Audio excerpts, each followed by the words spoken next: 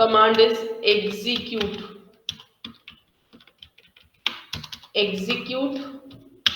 rename sp rename. This is a stored procedure. sp rename underscore लगेगा आपका, क्योंकि index को हम रीनेम कर रहे हैं तो इंडेक्स हमेशा एक टेबल से एसोसिएटेड होती है, तो टेबल लिखते हैं पार्ट आईडी करने के बाद उसकी जो इंडेक्स है, लेट्स से आपकी ix पार्ट आईडी है टेबल का नाम,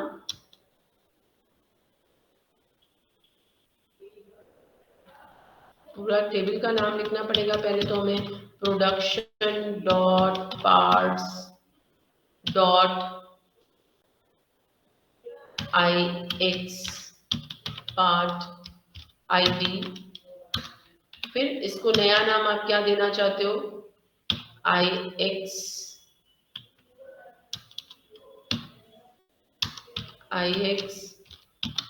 पार्ट आईडी, मैंने अंडरस्कोर हटा दिया, ठीक है, पूरा अंडरस्कोर हटा दिया। लेकिन थर्ड पैरामीटर आपको यहाँ पर पास करना पड़ेगा इंडेक्स। जब टेबल होती है तो हमें नहीं देना पड़ता है, बाकी सारे केसेस में आपको object name is ambiguous production dot parts production export, सब कुछ तो ठीक लिखा है।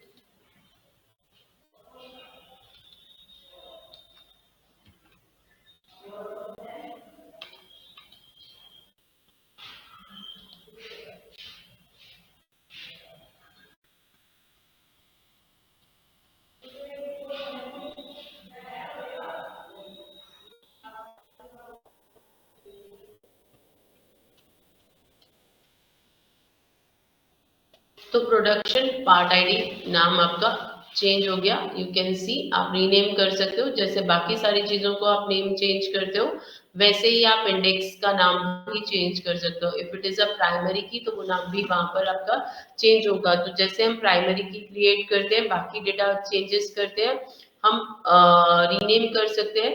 रीनेम करने का मतलब क्या हुआ, रीनेम करोगे आप यहाँ पे राइट क्लिक करके भी कर सकते हो। अब ये तो रीनेम तो खैर आगे आपको जरूरत पड़ेगी तो वहां पे कर सकते हो। अब अभी हमने यहाँ पर देखा था जब इंडेक्स जनरेट हुई उसके आगे यूनिक भी लिखा था, तो what is unique, by default अगर हम प्राइमरी की पे या यूनिक की पे इंडेक्स जनरेट करते हैं, वो इंडेक्स जो होती है वो यूनिक इंडेक्स होती है। बट आप भी अगर आप एक ऑब्जेक्ट बना रहे हो, आपके पास में एक टेबल है, अब जैसे यहाँ पर हमने टेबल क्रिएट की, हमने बहुत सारे स्कीमा बनाई थी ना, प्रोडक्शन सेल्स एचआर, तो मैंने क्या किया, एक टेबल और क्रिएट की, क्रिएट टेबल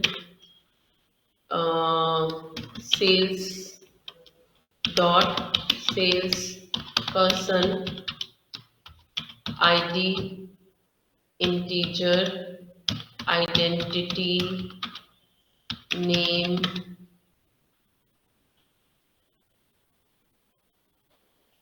वैल्यूर 20 और फिर हमने लिखा सिटी वैल्यूर 20, ठीक है। डेटा से हमें कोई खास फर्क नहीं पड़ता तो डेटा मैं इंसर्ट नहीं कर रही हूँ। अब यहाँ पर अगर आप ये टेबल क्रिएट कर रहे हो तो दैट पर्टिकुलर टेबल, यहाँ पर एक सेल्स डॉट सेल्स पर्सन के अंदर आईडी जनरेट हुई है। यहाँ पर आपकी कोई प्राइमरी की ऐड नहीं करा था तो प्राइमरी की, अब अगर प्राइमरी की अभी हम डायरेक्टली यहाँ प्राइमरी की ऐड कर दें, alter table sales dot sales person add primary key, और यहाँ पर हमने नाम डाल दिया आईडी, ठीक है।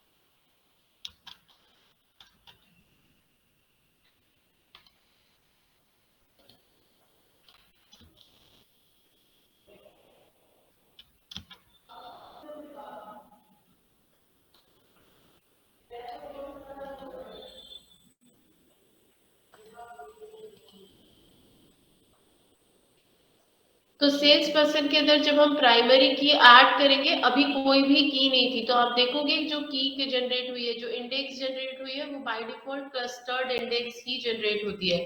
इसके बाद अगर मैं कोई इंडेक्स क्रिएट कर रही हूँ, इंडेक्स क्रिएट करने के लिए कमांड होता है क्रिएट इंडेक्स। इंडेक्स को आपको कोई नाम देना है, नाम देने के बाद हम जनरली टेबल का नाम लिखते हैं, टेबल का नाम लिखने के बाद कॉलम। लेट से मुझे सिटी के ऊपर बहुत ज्यादा सर्च करना पड़ता है, एक सिटी में कितने सेल्स पर्सन है, तो हम क्वेरी परफॉर्मेंस इंक्रीज करने के लिए हम किसी भी कॉलम पर इंडेक्सिंग कर सकते हैं, मल्टीपल कॉलम पर भी इंडेक्सिंग कर सकते हैं। तो हमने एक इंडेक्स बना दी, इंडेक्स को नाम दिया, टेबल का नाम है sales dot sales person,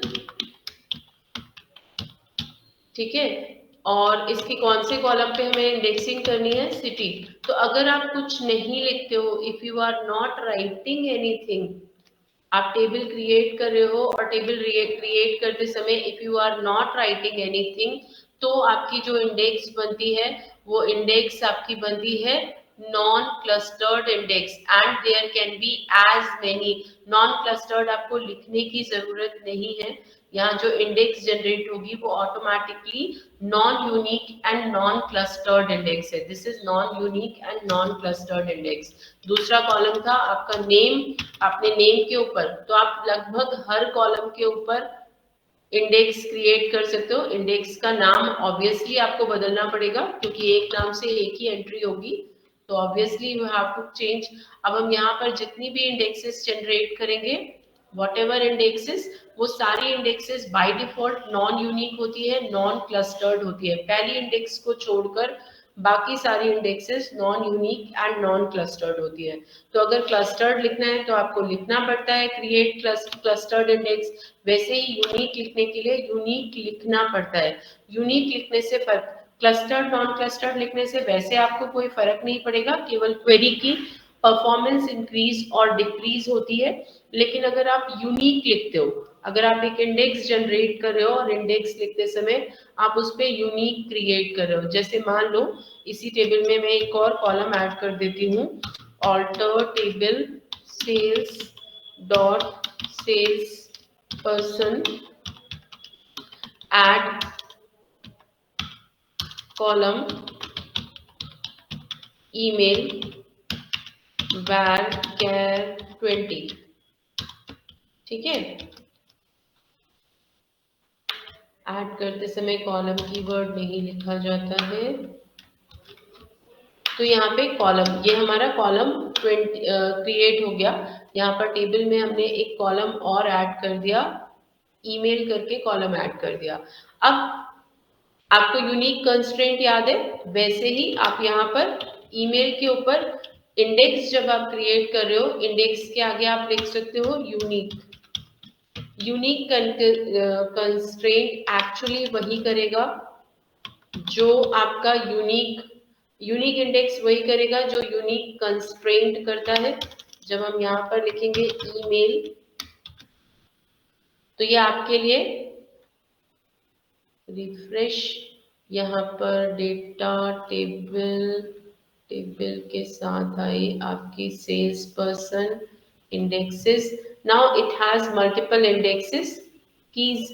unique उल्टा तो नहीं काम करा उसने, जब हम यूनिक की बनाते हैं तो यूनिक इंडेक्स बनती है, यूनिक इंडेक्स आपकी, लेकिन अब ये जो इंडेक्स बनी है ये यूनिक है, ये आपके लिए वापस यूनिक की क्रिएट नहीं करेगी। लेकिन डेटा जब आप इंसर्ट करोगे, insert into sales dot sales person values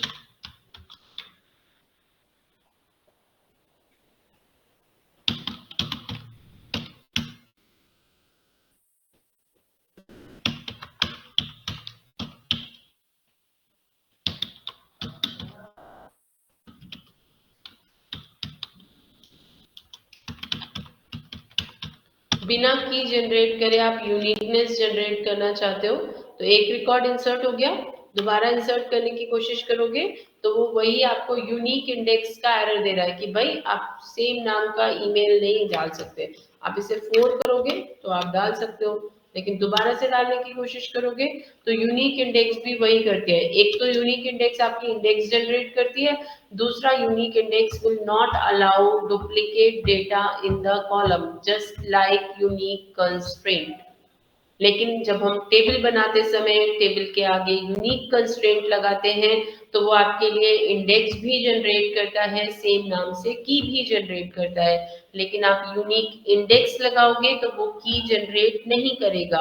अगर आप प्राइमरी की बना रहे हो तो वो इंडेक्स जनरेट करता है, लेकिन अगर आप केवल इंडेक्स बना रहे हो तो वो प्राइमरी की जनरेट नहीं करता, क्योंकि इंडेक्स में have null and not null both values. Data दोनों तरीके का हो सकता है, लेकिन जब हम की बात करते हैं प्राइमरी की तो वहां नल डेटा नहीं होता है। तो यूनिक इंडेक्स में कंसिस्ट ऑफ वन और many column. If a unique index has one column value in the column will be unique. In case unique index has multiple column तो उनका कॉम्बिनेशन यूनिक होना चाहिए। ठीक है, लेकिन तो अगर हम यूनिक टेबल बना रहे हैं या यूनिक कंस्ट्रेंट क्रिएट कर रहे हैं, unique index and unique constraint एनफोर्सेस uniqueness, दोनों ही यूनिकनेस एनफोर्स करते हैं। लेकिन आप यूनिक कंस्ट्रेंट बनाते हो तो behind the scene index auto generate होती है, जबकि कंस्ट्रेंट क्रिएट कर रहे हो, creating a unique constraint on column makes the objective of unique index आपको क्लैरिटी देता है। ये तो हुआ इंडेक्स, लेकिन इंडेक्स बनाना हमेशा सही नहीं है। अभी मैंने क्या किया, इस पर्टिकुलर टेबल में इतनी सारी इंडेक्स के ऊपर कोई रोक नहीं है, हम कितनी भी इंडेक्सेस बना सकते हैं। सेम टेबल के ऊपर मैं कॉम्बिनेशन पे इंडेक्स बना सकती थी। हो सकता है मैं हमेशा एम्प्लॉय को उसके नाम और सिटी से सर्च करता हूँ। ठीक है, तो हम इंडेक्स मल्टीपल इंडेक्सेस क्रिएट कर सकते हैं, नेम और name and city.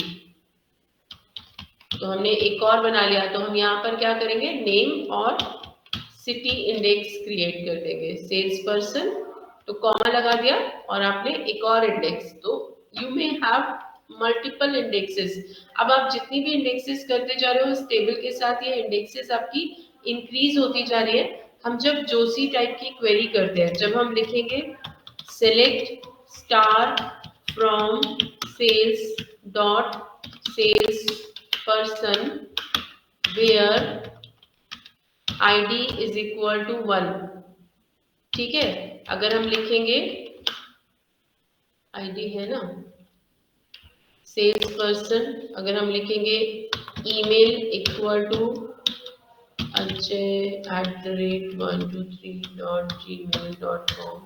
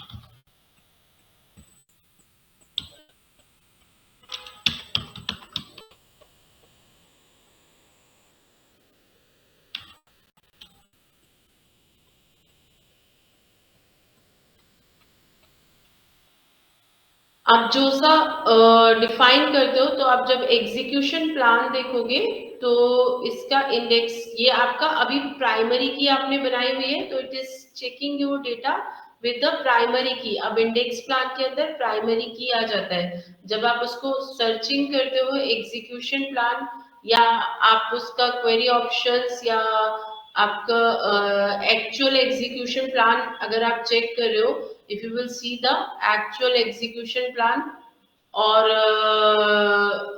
Actual execution plan जब आप चेक करोगे तो यू कैन सी जो आपका डेटा है वो इंडेक्स प्राइमरी की यहाँ पर सर्च हो रही है, और प्राइमरी की के साथ sales person, DB sales ID, company predicates. It is estimated execution plan, executed content, everything आपका यहाँ पर चेंजेस होते हैं जब हम क्वेरी को एग्जीक्यूट करते हैं. क्वेरी में कोई डेटा है नहीं है, ये हमेशा थ्रू किसके जा रहा है, इंडेक्स के थ्रू जा रहा है. डेटा को सर्च करने के लिए it is going through the index list. Sales dot sales person Ajay and Noida. तो वो पहले क्या करता है, प्रेडिकेट है name equal to Ajay and my company sales person is equal to Noida. तो वो डिफाइन कर रहा है दो पार्ट्स में आपकी क्लस्टर्ड इंडेक्स स्कैन्स हो रहे हैं और एग्जीक्यूशन प्लान में हम चेक कर सकते हैं डेटा को डिफाइन करेगा. तो जितने ज्यादा इंडेक्सेस बनाओगे, अब क्या हुआ, आपका एग्जीक्यूशन टाइम बढ़ गया. पहले डेटा डायरेक्ट टेबल हो रहा था, आपने बहुत सारे इंडेक्सेस बना लिए. जब भी हम डीएमएल्स करते हैं, when ever you will do DML, data manipulation, मतलब हम इंसर्ट करते हैं, अपडेट करते हैं, डिलीट करते हैं. ये जो एसोसिएटेड डेटा स्ट्रक्चर्स आपने इतने सारे क्रिएट कर दिए, जब भी आप एक नया रिकॉर्ड इंसर्ट करते हो, प्राइमरी की को अपडेट होना पड़ेगा. आप एक नया रिकॉर्ड डिलीट करते हो, आप एक नया रिकॉर्ड में डेटा को अपडेट करते हो. अगर मान लो सिटी चेंज कर दी, तो सिटी वाली इंडेक्स को अपडेट होना पड़ेगा. आपने ईमेल चेंज कर दी, तो ईमेल वाली इंडेक्स को अपने आप को अपडेट करना पड़ेगा. अगर आपने नेम चेंज कर दिया, तो नेम वाले इंडेक्स को अपडेट करना पड़ेगा. आईडी चेंज कर दी, प्राइमरी की इंडेक्स को, से डेटाबेस सर्वर का काम आप बढ़ाते जा रहे हो, है ना. तो आपने अगर बहुत सारी इंडेक्सेस क्रिएट कर रखी हैं, तो वो आपकी क्वेरी की परफॉर्मेंस को, डेटाबेस की परफॉर्मेंस को स्लो डाउन भी कर सकता है. आपने एक टेबल के साथ बहुत सारी इंडेक्सेस हैं, आप सब इंडेक्सेस को हमेशा यूज भी नहीं कर रहे हो, बट क्योंकि आपने इंडेक्सेस बनाई है, तो डेटाबेस जब भी हम उन टेबल्स पे कुछ भी काम करेंगे, डेटाबेस आपकी सारी एसोसिएटेड इंडेक्स को हमेशा अप टू डेट रखना चाहेगा. और एवरी टाइम उसके लिए उसको एक्स्ट्रा काम, एक्स्ट्रा इंसर्ट और अपडेट स्टेटमेंट्स चलाने पड़ेंगे, डिलीट स्टेटमेंट्स चलाने पड़ेंगे. तो वो अपना काम तो कंप्लीट करेगा ही, तभी हमें एग्जीक्यूशन में थोड़ा थोड़ा कभी कभी टाइम लगता है. तो हमें सोच समझ के इंडेक्सेस बनानी है. ये नहीं कि बस हम हर कॉलम को उठा के, हर कॉम्बिनेशन को उठा के इंडेक्स बनाना शुरू कर दें, ये सोच के कि हमारी क्वेरी का परफॉर्मेंस इंक्रीज हो जाएगा. हो सकता है आपने इंक्रीज करने की बजाय उसको डिक्रीज कर दिया, आपका डेटाबेस बहुत टाइम लगा रहा है. ठीक है, तो हम कई बार क्या होता है, हमें नहीं चाहिए तो हम इंडेक्स को ड्रॉप कर सकते हैं. If we don't want, we can just drop the index. अगर कोई भी इंडेक्स आपको ड्रॉप करनी है, तो alter, you can directly write drop index. Index का नाम, जैसे कि ये वाली इंडेक्स है, और टेबल का नाम. कॉलम का नाम लिखने की जरूरत नहीं है, you can just drop index. आप इंडेक्स को डायरेक्टली ड्रॉप कर सकते हो, लेकिन आप कोई प्राइमरी की इंडेक्स है उसको एज सच ऐसे ड्रॉप नहीं कर सकते. तो ड्रॉप करने का मतलब फिर वो इंडेक्स किसी काम की नहीं रहेगी. तो हम हमेशा ड्रॉप करने की बजाय वी कैन डिसेबल इंडेक्स. हम इंडेक्स को थोड़ी देर के लिए डिसेबल कर सकते हैं, कंस्ट्रेंट्स की तरह से अनेबल और डिसेबल कर सकते हैं. डिसेबल करने के लिए आपको दो तरीके हैं हमारे पास में. एक सिंगल इंडेक्स को डिसेबल करना है, तो हम लिखते हैं, अगर आपको सिंगल इंडेक्स को डिसेबल करना है, तो आप कमांड लिखोगे, टेबल का नाम और उस इंडेक्स का नाम. जैसे मान लो आपको ड्रॉप करनी है इंडेक्स, अभी ये तो मैं ड्रॉप ही कर चुकी हूँ, तो ये तो है ही नहीं. यहाँ हम लिखेंगे डिसेबल.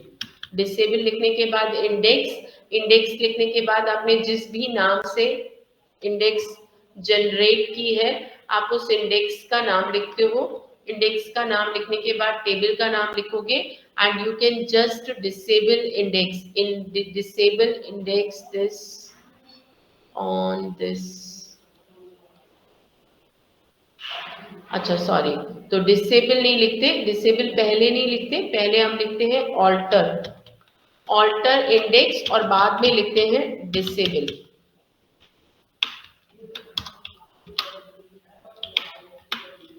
डिसेबल, तो ये क्या करेगा, it will just disable your index. आप रिफ्रेश करके सारी इंडेक्सेस को चेक कर सकते हो। जो इंडेक्स आपकी डिसेबल होगी,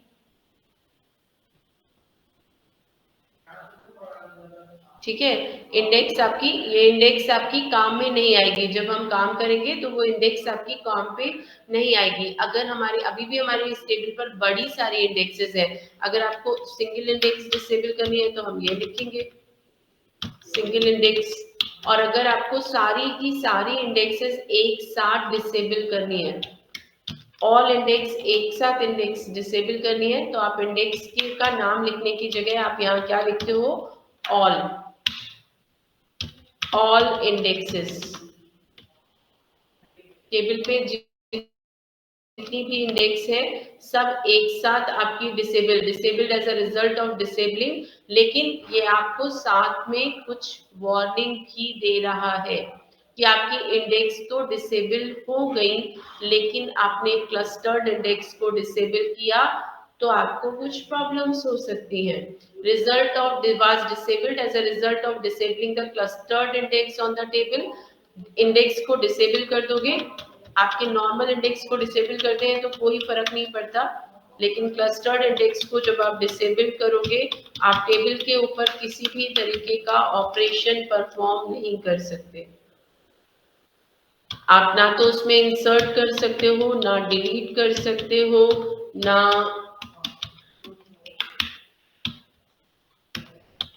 तो आपको आपकी टेबल एक तरीके से अनयूजफुल हो गई। आप इंसर्ट करने की कोशिश करोगे,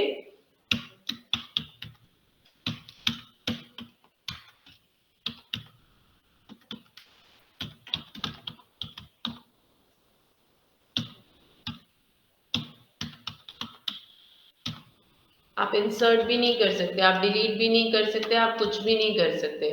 तो आप डिसेबल करो, बट सोच समझ के करो।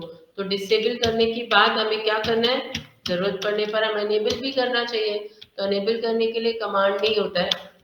अगर आपको अनेबल करना है इंडेक्स को, तो जैसे हमने यहाँ डिसेबल लिखा था, डिसेबल की बजाय हम यहाँ पर लिखते हैं रीबिल्ड। रीबिल्ड ये आपकी इंडेक्स को रीबिल्ड कर देगा। Can not non clustered index on a table. तो लेकिन सबसे पहले किसे रीबिल्ड करना पड़ेगा, सबसे पहले आपको इसकी क्लस्टर्ड इंडेक्स को रीबिल्ड करना पड़ेगा। क्लस्टर्ड इंडेक्स थी हमारी PK sales person ID SP name. तो सबसे पहले इसकी ये वाली जो इसकी प्राइमरी की टेबल थी, उसको पहले हम क्या करें, रीबिल्ड कर दें। तो ये रीबिल्ड हो गई। इसके बाद आप बाकी सारी इंडेक्सेस को एक साथ रीबिल्ड कर लो।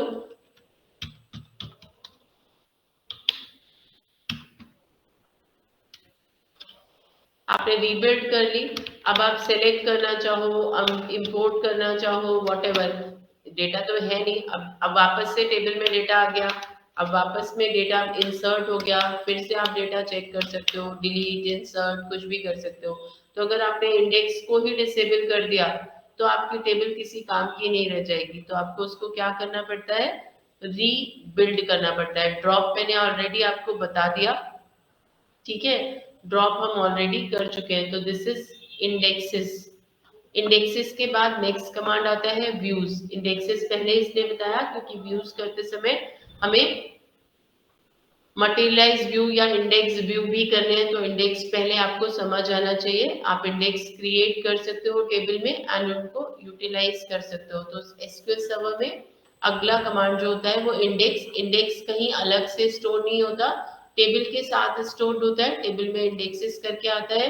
इंडेक्सेस आपकी कौन कौन सी टाइप की हो सकती है, इंडेक्स टाइप, मेजर टाइप जो आपका वैसे यहाँ पर डिफाइंड होता है वो होता है क्लस्टर्ड,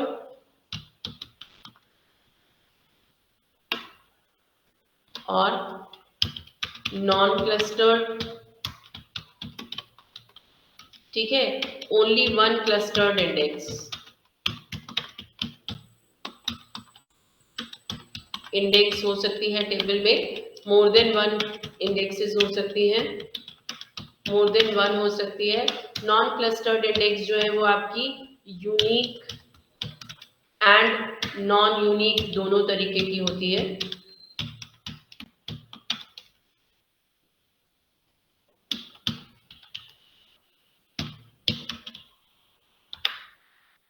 आपका पहला एग्जाम्पल था, दूसरा एग्जाम्पल। इसके अलावा यूनिक नॉन यूनिक के अलावा this can be filtered index, filtered index और फिल्टर इंडेक्स के अलावा यहाँ पर इंडेक्स का टाइप में और क्या आ सकता है, rename,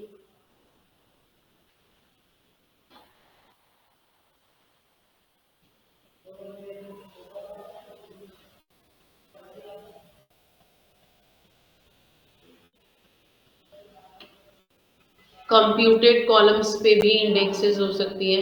there index can be on computed column.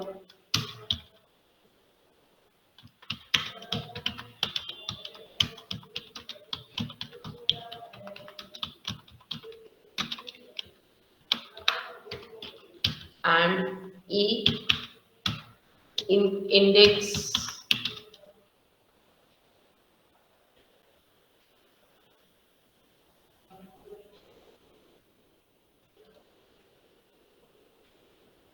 index with included column। ये क्या है, clustered, non clustered, unique, non unique, ये तो हम बात कर चुके। ठीक है, तो इंक्लूडेड कॉलम, इंक्लूडेड कॉलम क्या होता है, included server index with included column. For example आपके पास में एक टेबल है सेल्स डॉट कस्टमर, कस्टमर के अंदर क्या है, कस्टमर का ID, first name, last name, phone, email, street, city, state, zip code है। तो आपने एक यूनिक इंडेक्स क्रिएट की किस पर, सेल्स डॉट कस्टमर की ईमेल के ऊपर आपने एक यूनिक इंडेक्स क्रिएट की। तो कस्टमर हुज ईमेल आईडी, जब भी हम उस पे एरर देते हैं select customer ID email from sales dot customer email, तो ये इंडेक्स चेक करेगा और यहाँ पर आपकी जो कस्टमर ईमेल आईडी है नॉन क्लस्टर्ड इंडेक्स उसको कॉल करेगा। तो अगर हम जो है, जब हमने कस्टमर आईडी और ईमेल लिख रहे हैं तो वो ईमेल डिफाइन करता है। अब कस्टमर आईडी के अलावा हम उसका फर्स्ट नेम, लास्ट नेम और ईमेल डिफाइन करेंगे तो ये आपका प्राइमरी की भी चेक करेगा। ठीक है, index seek non clustered index and then it seeks your primary key. तो query optimizer uses the index seeks on the non clustered to find the email and customer ID. और उसके अलावा ये क्या करेगा, आपके कस्टमर की ईमेल आईडी को भी, कस्टमर की आईएक्स, तो दो टेबल्स को चेक कर रहा है, एक तो कस्टमर की ईमेल को चेक कर रहा है और कस्टमर की ईमेल आईडी को। तो query optimizer uses the key lookup on the clustered index table to find the first name and last name of the customer by the customer ID। और उसके अलावा ये क्या करेगा, third for each row found in non clustered it matches the rows found in the clustered index with the nested loop के through data को found करता है। तो as you can see cost for key lookup is about 50% of the query which is quite expensive। अगर आप costing check करोगे तो वो आपको एस्टिमेटेड ऑपरेशन कॉस्ट डिफाइन करेगा 50%, 100%, जो कि कई बार क्या होता है बहुत एक्सपेंसिव हो जाता है। तो उसको हम कम करने के लिए to help reduce by including non key column is non clustered index. तो हम जो नॉन की प्राइमरी की कॉलम्स नहीं है उनको क्लस्टर्ड इंडेक्स में डाल देते हैं, sales dot customer first name और लास्ट नेम। अगर आपको लगता है आप हमेशा फर्स्ट नेम के साथ लास्ट नेम